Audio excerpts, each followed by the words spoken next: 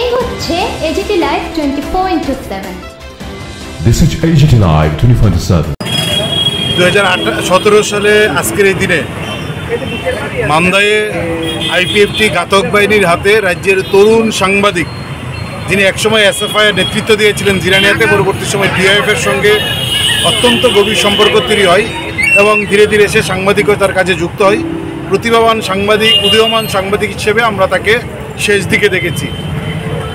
জিরানিয়া মহকুমার মান্দায়ে আইপিএফটির একটা কর্মসূচি কাভার করতে গিয়ে তাদের হাতেই শান্তনুর মৃত্যু হয়েছে। প্রকাশ্য দিনের বেলা লাশ গুম করে দেওয়ার চেষ্টা হয়েছে পর্যন্ত।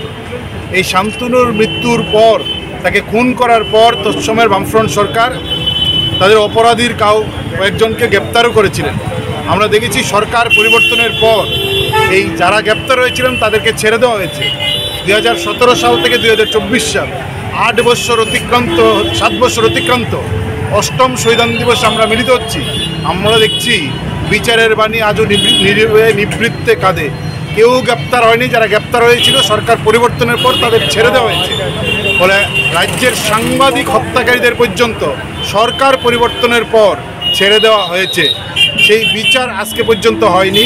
আমরা শান্তনুর নাম দিয়ে তার ওই সময়ে যারা তার সঙ্গে বন্ধুত্ব সম্পর্ক, তার রাজনৈতিক সহকর্মী সহ যারা বিভিন্ন পরিসরে তার সঙ্গে যাদের সম্পর্ক ছিল, আমরা প্রতি বছর সন্ধ্যার সময় এই অনুষ্ঠানটা করি, তার প্রতি শ্রদ্ধা জানাই এবং আমরা খুব ক্ষোভ প্রকাশ করছি যে 8 বছর 7 বছর অতিক্রান্ত 8ম শহীদান দিবস করছি।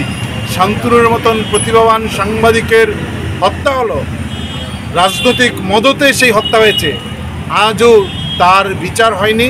আমরা তার শহীদান দিবসে দাঁড়িয়ে আবার দাবি করছি যে শান্তনু মতন সাংবাদিকের হত্যার বিচার যে হয়নি।